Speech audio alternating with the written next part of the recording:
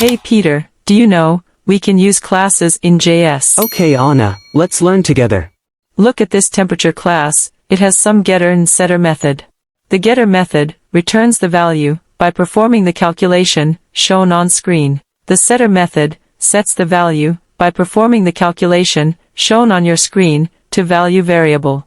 And a static method to be used without the help of temperature class instances, directly with the help of class name.